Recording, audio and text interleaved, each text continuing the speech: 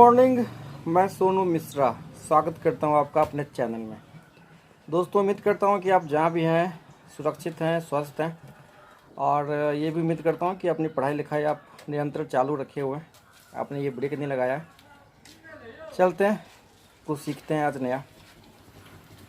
दोस्तों, आज हम बात करेंगे एक बहुत ही प्यारे से शानदार और शानदार कॉन्सेप्ट की। ये बहुत ही यूज़फुल है एसएससी रेलवे एग्ज़ाम के लिए, बहुत ही इम्पोर्टेंट। जैसे अगर आपसे सवाल कहता है कि 10 को दो सह अभाज्य संख्या के गुणनफल के रूप में कितनी बार लिख सकते हैं। 10 को दो सह अभाज्य संख्या के गुणनफल के रूप में कितनी बार लिख सकते हैं। तो सबसे पहला सवाल आता है दिमाग में कि यह सह अभाज्य होता क्या है। तो सबसे पहले हम सीखते हैं कि सह अभाज्य नंबर क्या होता है। तो सह अभाज्य संख्या मतलब इंग्लिश में कहते हैं कोप्राइम। क्या कहते हैं? कोप्राइम। तो कोप्राइम नंबर वो होते हैं जिसका एचसीएफ 1 होता है। जैसे 4 और 5, इसका एचसीएफ 1 होगा। आप ऐसे भी समझिए कि 4 और 5 में कुछ भी कॉमन नहीं है। जैसे 3 और 7, ये दोनों नंबर क्या है, आपस में कोप्राइम है ना। 3 और 7 क्या है? कोप्राइम है। जैसे 5 और 9, ये क्या है? कोप्राइम है। जैसे मान लो 4 और 8, ये कोप्राइम नहीं है। क्यों? क्योंकि 4 और 8 का एचसीएफ 1 नहीं होगा, 4 होगा। या आप ऐसे समझो 4 8 में 4 कॉमन है, 4 1 4, 4 2 8। जिस तरीके से समझना है समझो। तो कुछ भी कॉमन नहीं है दोनों में, तो ये दोनों आपस में क्या है? कोप्राइम नंबर है। तो अगर आपसे सवाल ये पूछता है कि 10 को कितनी बार हम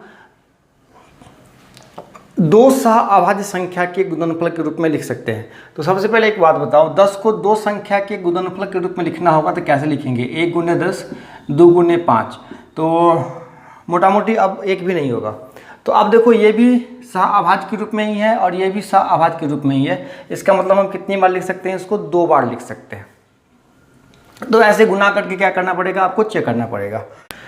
यदि मान लो आपका सवाल ये कहता है 200 को दो सह अभाज्य संख्या के गुणनफल के रूप में कितनी बार लिख सकते हैं, तो ऐसे सवाल को सॉल्व करने के 2 तरीके मैं बताऊंगा। एक पहले कॉन्सेप्ट देख लो, उसके बाद फिर एक छोटा सा फॉर्मूला बताऊंगा और चुटकी बजाते ही आप सॉल्व कर दोगे। जैसे मान लो मैंने 200 की बात करी, तो इसको लिख सकते हैं 1 गुने 200 लिख सकते हैं। अच्छा, फिर क्या लिख सकते हैं? 2 गुने 100। फिर क्या लिख सकते हैं? 4 गुने 50। और क्या लिख सकते हैं? 5 गुने 40। अच्छा, फिर 6 से नहीं कटेगा, 7 से नहीं, 8 से। 8 गुने 25। अच्छा, फिर 10 गुने 20। और कोई? अब नहीं लगता है कि कुछ होगा। अब देखिए, अब रही बात दो सह अभाज्य संख्या के रूप में, ठीक है, दो सह अभाज्य। तो 1 और 200 सह अभाज्य है। एक ये हो सकता है, 2 और 100 ये नहीं होगा, 4 और 50 नहीं होगा, 5 और 40 नहीं होगा, 8 25 ये 2 सह अभाज्य है। तो हम कितनी बार लिख सकते हैं? 2 सह अभाज्य संख्या के रूप में 2 बार लिख सकते हैं। तो ऐसे क्या करना है आपको? पहले 2 संख्या के गुणनफल के रूप में लिख लेना है, उस पर देखना है कि 2 सह अभाज्य के रूप में कौन कौन है।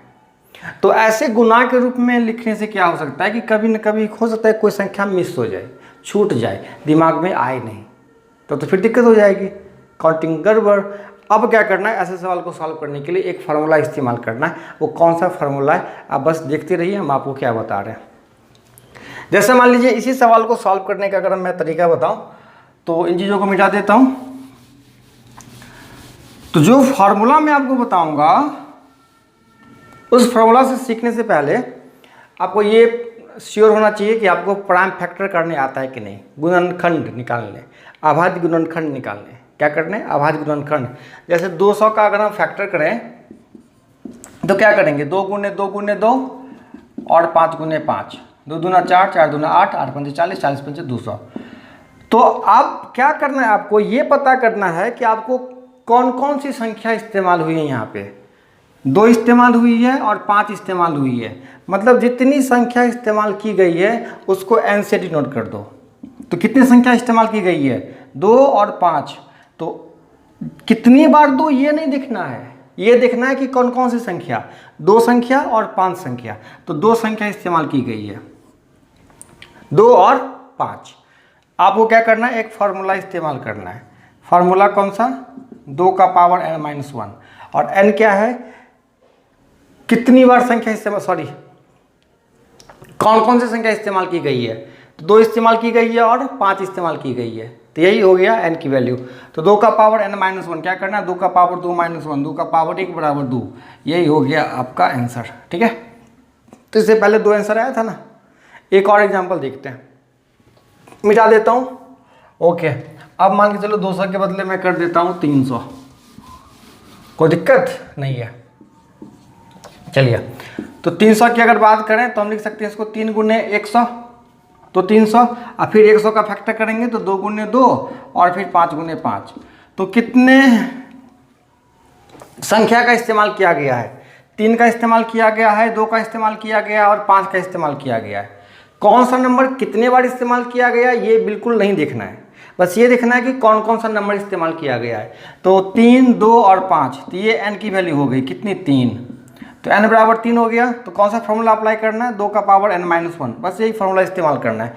तो 2 का पावर n-1 कितना, 3 - 1, तो 2 का पावर 2 बराबर 4।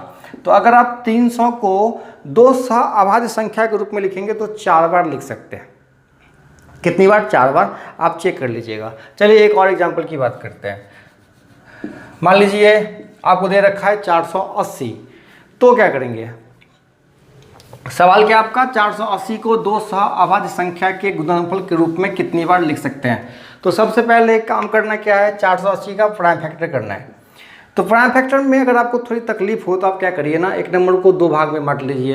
पहले 2 भाग में अगर बांटेंगे तो हम इसको 48 गुने 10 लिख सकते हैं। अब इसका फैक्टर करना बहुत आसान हो जाएगा, 16 × 48 मतलब 2 का पावर 4 गुने 3, और फिर 10 का इस्तेमाल करेंगे 2 गुने 5।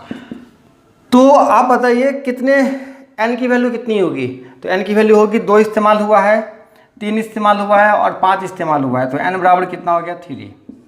आपको बस ये देखना है कि कितनी संख्या इस्तेमाल हुई है, कौन संख्या कितनी बार इस्तेमाल हुई है वो बिल्कुल नहीं देखना है।